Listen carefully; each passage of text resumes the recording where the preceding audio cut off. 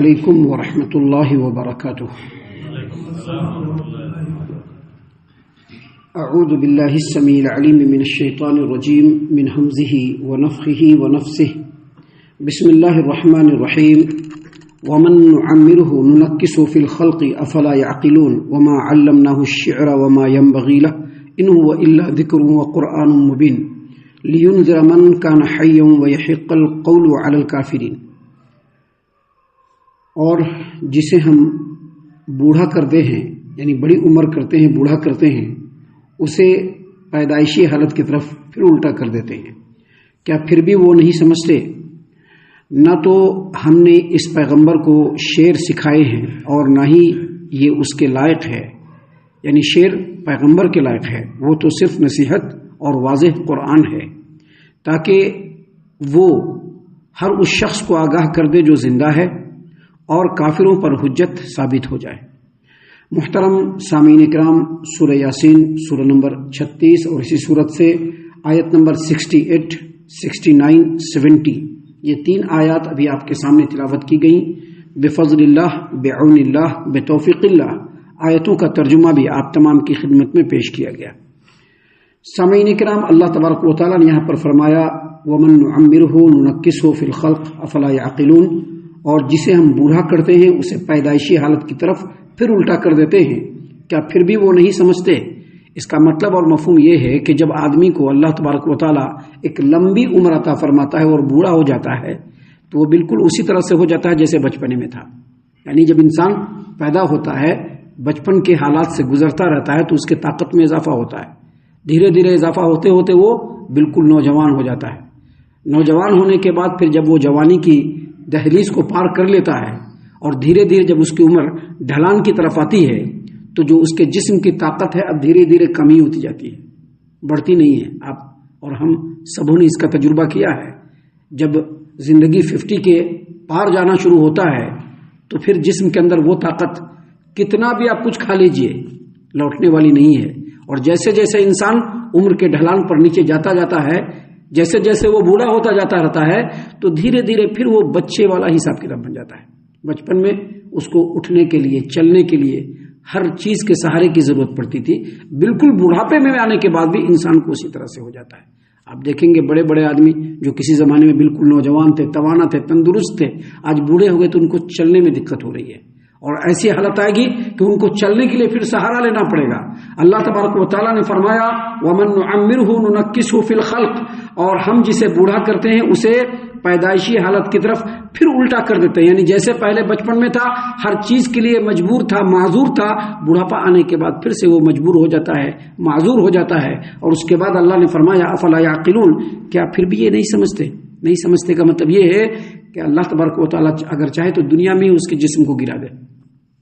اگر اللہ تبارک و تعالیٰ چاہے تو یہ چلتا پھرتا جسم ہے، اللہ تعالیٰ دنیا میں ہی اس کو گرا دے۔ آپ دیکھتے ہیں ہم لوگ ہر وقت نماز پڑھتے ہیں، نماز میں 2 سجدوں کے درمیان ہم لوگ کیا پڑھتے ہیں؟ شاید کسی نے سکھایا بھی نہیں ہوگا، میں بتلا دیتا ہوں آج آپ کو کہ نمازوں میں 2 سجدوں کے بعد پڑھا جاتا ہے اللہم اغفر لی وارحمنی واہدنی وعافنی وارزقنی۔ تو یہاں پر جو وعافنی ہے اس کا مطلب ہوتا ہے اللہ تعالیٰ مجھ کو عافیت دے، میرے جسم میں عافیت دے، میرے زندگی میں عافیت دے، میرے ہر چیز کے اندر عافیت دے۔ ابھی تو لوگ 2 سجدہ اس طرح سے کرتے ہیں کہ ایک سجدے میں گئے، اٹھے پھر دوسرے سجدے میں گئے۔ کیا امام صاحب، کیا پیچھے پڑھنے والے مقتدی صاحبان کو اتنا بھی شعور نہیں کہ ذرا پوچھ لیں کہ بھائی اتنی جلدی کیوں؟ کیونکہ بیچ میں تو دعا بھی پڑھی جاتی ہے۔ یہ دعا ہے ثابت، قرآن و حدیث سے ثابت ہے، شریعت سے ثابت ہے، یہ دعا حدیث سے ثابت ہے۔ نبی صلی اللہ علیہ وسلم جب ایک سجدہ کر کے اٹھتے تھے تو رکتے تھے اور یہ دعا پڑھتے تھے، تو اس دعا میں کیا لفظ تھا؟ عافینی۔ اگر اللہ تبارک و تعالیٰ نے آج ہم لوگوں کو طاقت دیا ہے، قوت دیا ہے، ہم لوگ چل پھر رہے ہیں، تو اللہ سے مزید عافیت کی دعا مانگیے، کیونکہ اللہ تبارک و تعالیٰ تو یہ نظام بنایا ہے کہ جیسے انسان بچپنے میں پیدا ہوتا ہے، مجبور ہوتا ہے، معذور ہوتا ہے، اللہ تعالیٰ جب اس کو بڑھاپا دیتا ہے تو پھر سے وہ مجبور ہو جاتا ہے۔ تو اللہ تو چاہے تو بیچ میں بھی اس کے جسم کو گرا دے، کہیں کا نہ چھوڑے، چلتا پھرتا نہ چھوڑے اس کو۔ اسی لیے اللہ نے کہا کہ افلا یعقلون، کا یہ لوگ سمجھ نہیں رہے کہ جو رب العالمین اس قدر قادر ہے، دوبارہ مارنے کے بعد ضرور پیدا فرمائے گا، اپنے بارگاہ میں بلائے گا، قیامت میں بلائے گا، اور پھر اس سے ان کے تمام باتوں کا سوال و جواب بھی ہوگا۔ سامعین کرام، اس بات کو بیان کرنے کے بعد آگے اللہ تبارک و تعالیٰ نے فرمایا وما علمناہ الشعر وما ينبغي له، نہ تو ہم نے پیغمبر کو شعر سکھائے ہیں اور نہ ہی شعر و شاعری پیغمبر کے لائق ہے۔ اس کا مطلب کیا ہوا؟ اس کا مطلب یہ ہوا کہ شعر و شاعری کوئی بہت اچھی چیز نہیں ہے، البتہ جائز ہے، پڑھ سکتے ہیں، کر سکتے ہیں، وگرنہ کوئی بہت اچھی چیز نہیں ہے۔ یہاں پر اللہ تبارک و تعالیٰ نے جو یہ فرمایا کہ وما علمناہ الشعر وما ينبغي له، ہم نے اپنے نبی کو نہ تو شعر و شاعری سکھایا ہے اور نہ ہی نبی کے یہ شایان شان ہے۔ اس کا مطلب یہ ہے کہ مشرکین مکہ نبی کریم صلی اللہ علیہ وسلم کی نبوت کو جھٹلانے کے لیے مختلف قسم کے الزامات لگاتے تھے۔ اس میں سے ایک الزام یہ بھی لگاتے تھے کہ نبی صلی اللہ علیہ وسلم پر یہ قرآن کریم نازل ہو رہا ہے یہ آپ صلی اللہ علیہ وسلم کے شاعری کی تک بندی کا ایک شاہکار ہے بس، وگرنہ یہ کوئی آسمانی کتاب نہیں ہے۔ اللہ تعالیٰ نے قرآن کریم کے مختلف مقامات پہ اس چیز کو واضح بھی کیا ہے، اور قرآن کریم کے اندر ایک جگہ تو اللہ تبارک و تعالیٰ نے کلیئر فرمایا ہے وما هو بقول شاعر، یہ قرآن کریم شاعر کا قول نہیں ہے۔ وما هو بقول شاعر، یہ کلام، یہ قرآن شاعر کا کلام نہیں ہے، یہ اللہ تبارک و تعالیٰ کا کلام ہے، یہ اللہ کی طرف سے ذکر ہے، نصیحت ہے۔ تو مشرکین مکہ نبی کریم صلی اللہ علیہ وسلم کو جھٹلانے کے لیے، آپ کی رسالت کو جھٹلانے کے لیے، آپ کے اوپر نازل ہونے والی کتاب قرآن کریم کی آیتوں کو جھٹلانے کے لیے یہ کہتے کہ یہ نبی جو ہے شاعر ہے، اور تکبندی میں یہ شعر و شاعری کہتا ہے، یہی شعر و شاعری ہے۔ اللہ تبارک و تعالیٰ نے کہا کہ ہم نے اپنے نبی کو شعر و شاعری نہیں سکھایا ہے، اور نہ ہی شعر و شاعری نبی صلی اللہ علیہ وسلم کے لائق ہے، کیونکہ شعر و شاعری جو ہوتی ہے اس کے اندر مبالغہ ہوتا ہے، بڑھا چڑھا کر کے بات بولی جاتی ہے، افراط و تفریط ہوتا ہے، خیالات کی ندرت کاری ہوتی ہے، گویا شعر و شاعری کا اکثر جھوٹ پر مبنی ہوتا ہے۔ اور آپ عموماً شاعروں کو دیکھیں گے کہ وہ بولتا تو ہے بڑی بڑی بات، لیکن عملی اعتبار سے بالکل کوڑا ہوتا ہے، زیرو ہوتا ہے۔ آپ اکثر شاعر کو اٹھا کر کے دیکھ لیجئے، بڑے بڑے شاعر کا نام علماء کرام بھی لیتے ہیں، یہ بشیر بدر ہے، تو یہ راحت اندوری ہے، تو یہ فلاں ہے، یہ فلاں ہے، باتیں بڑی بڑی ہوں گی لیکن عملی اعتبار سے بالکل کوڑا ہوگا۔ یہ میں نے نام لے لیا ہے اس لیے کہ یہ مسلمانوں کے شاعر ہیں، اس لیے میں نے نام لے لیا ہے۔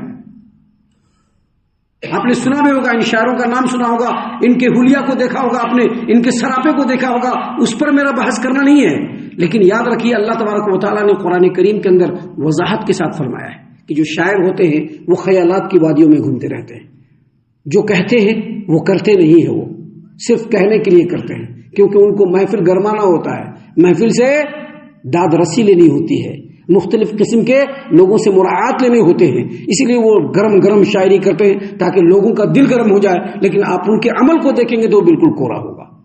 تو اللہ تبارک و تعالیٰ نے اسی لیے یہاں پر کہا وما علمناہ الشعر، ہم نے اپنے نبی کو شعر و شاعری نہیں سکھایا ہے، اور نہ ہی شعر و شاعری وما ينبغي له، اور نہ ہی شعر و شاعری ہمارے نبی کے لائق ہے۔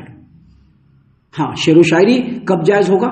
جب شعر و شاعری سے انسانیت کے خیر خواہی کی بات کی جائے تب شعر و شاعری جائز ہوگی، جب شعر و شاعری کے ذریعے سے اسلام کی حمایت کیا جائے تب شعر و شاعری جائز ہوگی، ضروری نہیں ہوگا، جائز ہوگا بس، کیونکہ شعر و شاعری شرعی نگاہ سے بہت اچھی چیز نہیں ہے، البتہ جائز ہے۔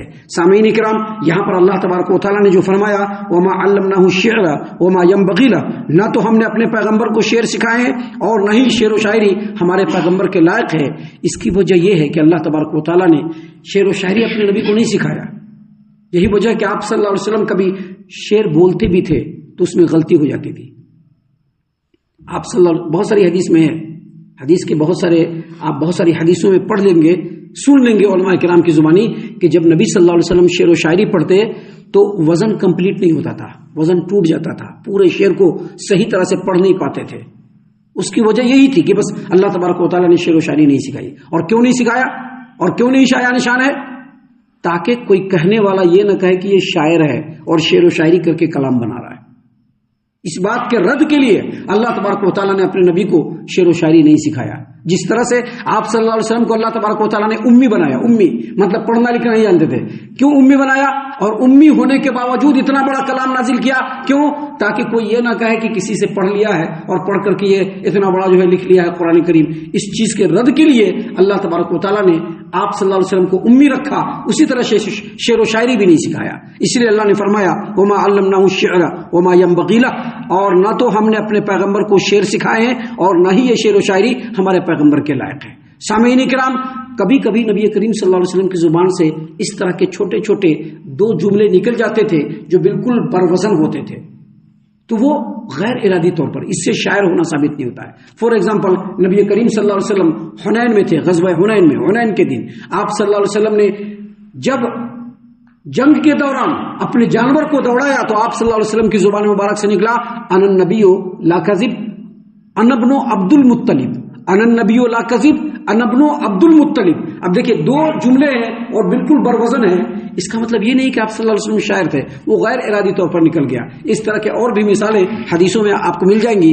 تو یہاں پر اللہ تبارک و تعالیٰ نے کلیئرلی بتا دیا کہ وما علمناہ الشعر وما ينبغي له، نہ تو ہم نے اپنے پیغمبر کو شعر سکھایا ہے اور نہ ہی پیغمبر کے لائق ہے شعر و شاعری۔ ان هو الا ذکر و قرآن مبین، نبی کی زبان سے جو باتیں نکلتی ہے جو قرآن کریم کی شکل میں ہے، یہ نصیحت بھی ہے اور قرآن کھلا ہوا قرآن کریم بھی ہے، واضح قرآن بھی ہے۔ یعنی آپ کی زبان مبارک سے جو بھی بات نکلی وہ نصیحت بھی ہے اور یہ قرآن عظیم بھی ہے، قرآن مبین بھی ہے جو آپ کی زبان مبارک سے نکلتا ہے۔ اس کے علاوہ کچھ بھی نکلتا ہے نبی صلی اللہ علیہ وسلم کی زبان سے۔ اور ایسا کیوں ہے؟ اللہ نے فرمایا لِيُنذِرَ مَن كَانَ حَيًّا وَيَحِقَّ الْقَوْلُ عَلَى الْكَافِرِينَ، تاکہ قرآن کریم کے ذریعے سے نبی صلی اللہ علیہ وسلم ہر اس شخص کو آگاہ کر دے جو زندہ ہے۔ جو زندہ ہے مطلب جو باتوں کو سننے کے بعد اس پر عمل کرنے والے۔ یہ تو کافروں کے لیے کہا گیا ہے، لیکن ہم مسلمانوں پر بھی ثابت ہوتا ہے کہ نہیں؟ ڈیلی قرآن بتایا گیا، ڈیلی سب بات بتلائی گئی، لیکن ہمارا دل زندہ نہیں ہے۔ تو یہ کن کے لیے ہے؟ جن کا دل زندہ ہے، جو قرآن اور حدیث کی باتوں کو سن کر کے اس پر عمل کرنے کے لیے آگے بڑھے۔ اللہ نے فرمایا لِيُنذِرَ مَن كَانَ حَيًّا، اور تاکہ قرآن کریم کے ذریعے سے نبی صلی اللہ علیہ وسلم ہر اس شخص کو آگاہ کر دے جو زندہ ہے۔ اس کی تفسیر میں اہل علم نے یہ کہا ہے کہ جس کا دل صحیح بات کو قبول کرے اس کا دل زندہ ہے، اور جس کا دل صحیح بات کو قبول نہ کرے وہ زندہ نہیں ہے اس کا دل۔ ابھی سن کر کے خاموش رہ جا کر کے صرف اپنے من کا کرنا یہ دل کے زندہ ہونے کی علامت نہیں ہے، یہ دل کے مردہ ہونے کی علامت ہے، یاد رکھیے گا۔ حق بات، صحیح بات، قرآن کی بات، اچھی بات، ثابت بات اگر یہ آپ کے سامنے ہمارے سامنے بتلایا جائے اور ہم اس کو سن کر کے اپنے دل کے اندر یہ جذبہ پیدا کر لیں کہ ہم اس پر عمل کریں گے اور پھر اس پر عمل کرنے لگ جاتے ہیں تو دل زندہ ہے۔ سنا حضرت ایسے ہی بولتے رہتی اور پھر ہم اپنے ہی چال میں چلتے رہے تو ہمارا دل مردہ ہے، اور اس پر سب کو منطبق کیا جائے گا۔ یہ نہیں کہ فلاں کو ہی صرف، نہیں ہم لوگ تو صرف اہل حدیث ہو گئے بھائی، ہم لوگوں کا دل تو ایک دم زندہ سے نہیں۔ جو اپنے آپ کو اہل حدیث کہہ رہا ہے اور اس کے باوجود وہ گرا ہوا انسان ہے، اس کا دل سب سے زیادہ مڑا ہوا ہے۔ اس کے سامنے قرآن کی بات کہی گئی، اس کے سامنے حدیث کی بات کہی گئی، اس کے سامنے شریعت کو کھول کھول کر کے بیان کیا گیا، اس کو یہ بتلایا گیا کہ اس عمل کے نہ کرنے سے یا اس عمل کے کرنے سے یہ گناہ ہے، یہ عذاب ہے، اور اس کے باوجود وہ اسی راستے پر چلتا رہا تو اس کا دل زیادہ مردہ ہے۔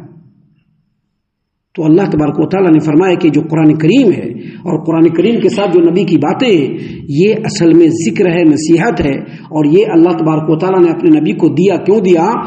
تاکہ نبی اس چیز کے ذریعے سے، ان باتوں کے ذریعے سے ہر اس شخص کو آگاہ کر دے جو زندہ ہے، یعنی جس کا دل صحیح اور حق بات کو قبول کرنے کے لیے اینی ٹائم تیار رہتا ہے، وہ زندہ دل ہے۔ اور پھر آگے کہا وَيَحِقَّ الْقَوْلُ عَلَى الْكَافِرِينَ، اور زندہ دل کے مقابلے میں کس کا نام لیا؟ کافروں کا نام لیا۔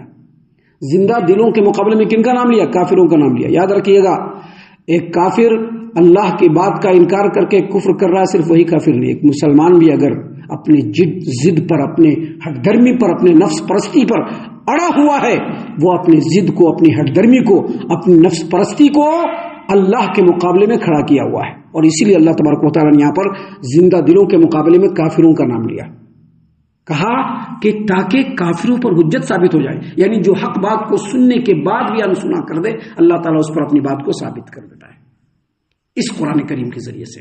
سامعین اکرام، ابھی آگے اور بھی باتیں ہیں جو اللہ تبارک و تعالیٰ نے خالص ہماری نصیحت کے لیے یہاں پر بیان فرمائے ہیں، جن کو انشاءاللہ کل اور کل کے بعد کے دروس میں ہم آپ کے سامنے بیان کریں گے اللہ کی توفیق سے۔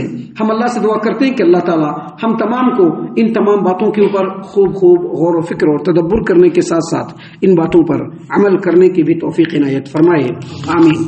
اللہ تعالی ہم تمام کو صحیح معنوں میں پکا سچا مومن مسلمان بنائے، اللہ اور اس کے رسول صلی اللہ علیہ وسلم کی اطاعت و فرما برداری کرنے والا بنائے، صحابہ کرام رضی اللہ عنہم کے طریقے پر چلنے والا بنائے، جنت الفردوس میں جگہ عطا فرمائے۔ اے اللہ ہم تمام کو جہنم سے پناہ دے، اے رب العالمین ہم تمام کو جہنم سے پناہ دے، اے مالک الملک ہم تمام کو جہنم سے پناہ دے، آمین یا رب العالمین۔ وما علینا الا البلاغ المبین۔ تبارك الذي نزل الفرقان على عبده ليكون للعالمين نذيرا